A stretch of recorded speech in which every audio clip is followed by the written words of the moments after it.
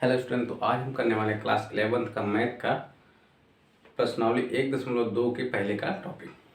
तो इसके पहले हमने प्रश्नावली 1.1 कंप्लीट कर लिया था।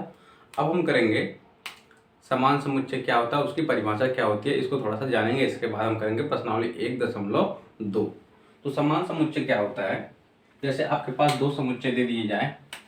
मान लीजिए एक समुच्चय ए बराबर 1 2 3 4 और दूसरा समुच्चय है 2 3 1 4। अब बताना है कि ये दोनों समुच्चय समान समुच्चय है या नहीं। तो समान समुच्चय क्या होता है, ऐसे दो समुच्चय जिनके अवयव समान हो, मतलब ए का जो अवयव हो वो बी में हो और जो बी का अवयव हो वो ए में हो। तो यहाँ पे बताइए ए का जो अवयव है एक यहाँ पे है, यहाँ पे है। बी यहाँ पे देखिए दो यहाँ पे है, यहाँ पे भी है। 3 यहाँ पे है, 3 यहाँ पे भी है। 4 यहाँ पे, 4 यहाँ पे भी है। अगर ए का अवयव बी में है और बी का अवयव ए में हो तो ये दोनों समुच्चय क्या हो जाएंगे, समान समुच्चय हो जाएंगे।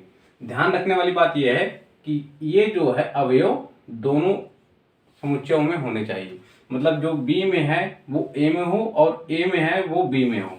तो हम कहेंगे ए और बी दोनों आपस में समान समुच्चय है। जैसे मान लीजिए आपके पास एक और एग्जांपल ले लेते हैं।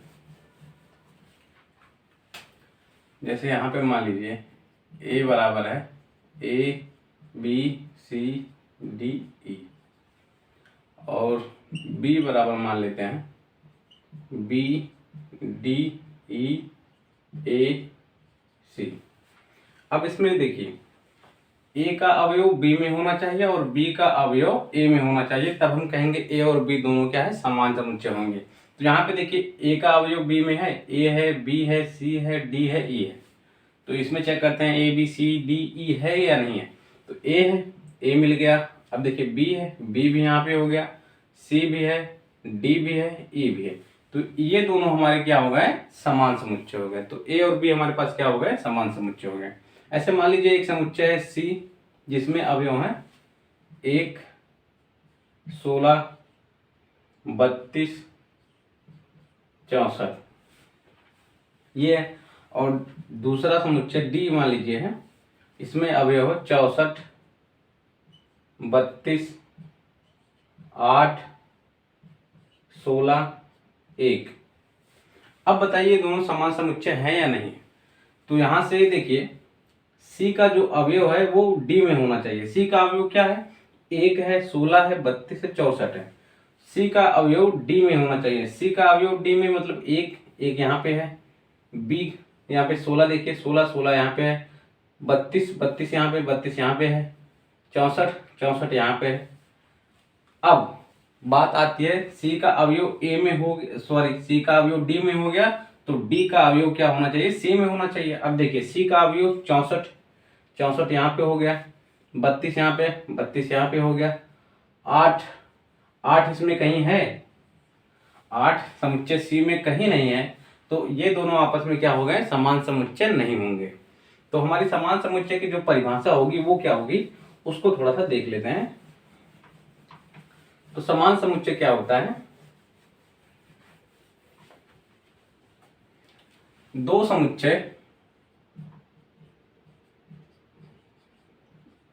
समुच्चय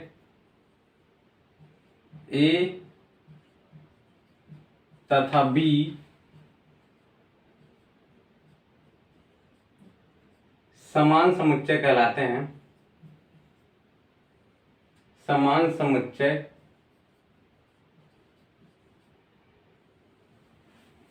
समुच्चय होते हैं यदि समुच्चय ए का अवयव बी में हो,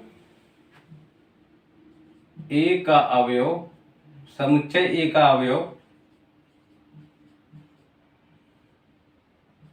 बी में हो तथा बी का अवयव समुच्चय बी का अवयव समुच्चय बी का अवयव ए में हो।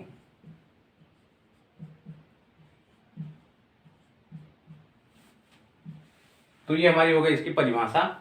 मतलब दो समुच्चय ए और बी समान समुच्चय कहलाएंगे यदि समुच्चय बी का अवयव ए में हो या समुच्चय बी का अवयव ए में हो, तो ये दोनों आपस में हो जाएंगे समान। इसको हम प्रदर्शित करते हैं ए बराबर बी से। इसको हम प्रदर्शित करते हैं ए बराबर बी से। तो इसको आप नोट डाउन कर लीजिए, फिर बढ़ते हैं आगे। तो यहाँ पे देखिए एक क्वेश्चन है। क्वेश्चन क्या है, ए बराबर एक समुच्चय है 1 2 3 4 जिसमें अवयव क्या है 1 2 3 4, और बी एक समुच्चय जिसमें अवयव क्या है 3 1 4 2। तो कह रहा है क्या ए और बी दोनों समान समुच्चय हैं? तो आप स्वयं देख के बताइए, क्या ए और बी दोनों समान समुच्चय हैं?